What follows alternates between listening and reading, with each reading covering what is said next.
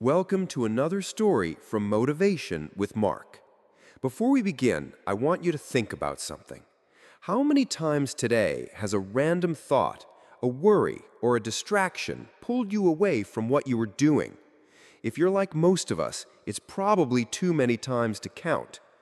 Today's story is about a young man who learned that the greatest power we can ever possess isn't strength or intelligence, but a disciplined mind.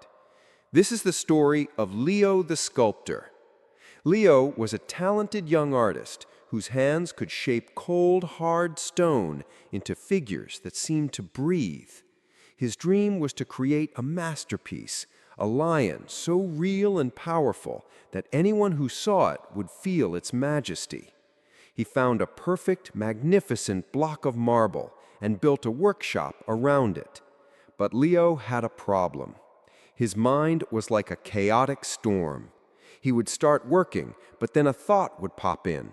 What if I fail? He'd stop, his chisel hovering. He'd hear children playing outside, and his focus would break, longing to join them. He'd spend hours staring at the stone, imagining the final result, but overwhelmed by the millions of strikes needed to get there.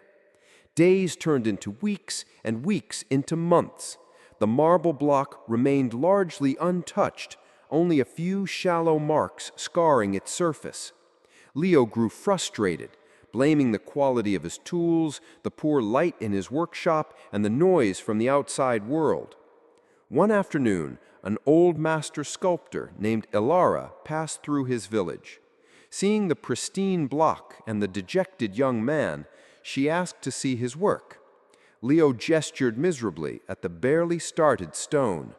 "I can't do it," he confessed. "My thoughts are too loud. I can't find the focus. I'm afraid I'll ruin it." Ilara nodded, not with pity, but with understanding. "The stone is not your medium, Leo. Your mind is. You must sculpt your thoughts before you can sculpt the rock. Discipline your mind, and your hands will follow." She offered him a single, simple lesson. "For the next week, you will not touch this marble. Your only task is to sit before it for 1 hour each day. In that hour, you will do nothing but think about the lion within. When a distracting thought comes, a fear, a memory, a sound, you will acknowledge it, and then you will gently return your focus to the lion. You are not fighting the thoughts, you are simply choosing not to follow them.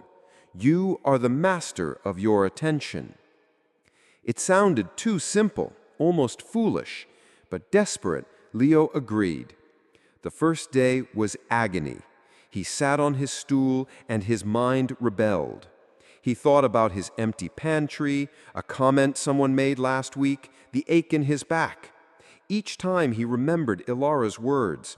He took a deep breath, visualized the lion's mane, and brought his focus back.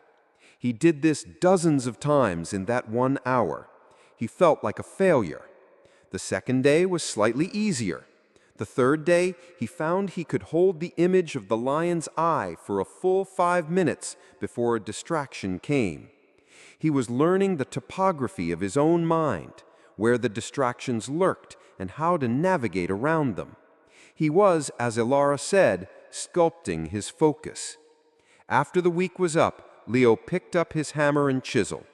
He didn't attack the stone with frantic energy.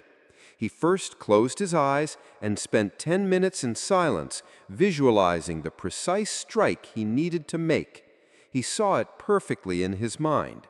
Then, and only then, did he open his eyes and make the strike. It was clean, precise, and confident. He didn't work for 8 hours straight. He worked in focused 90-minute bursts. In between, he rested, walked, and sharpened his tools, all the while keeping a part of his mind on the lion, maintaining the connection. The fearful thoughts still came. What if you slip? But now he had practiced letting them go.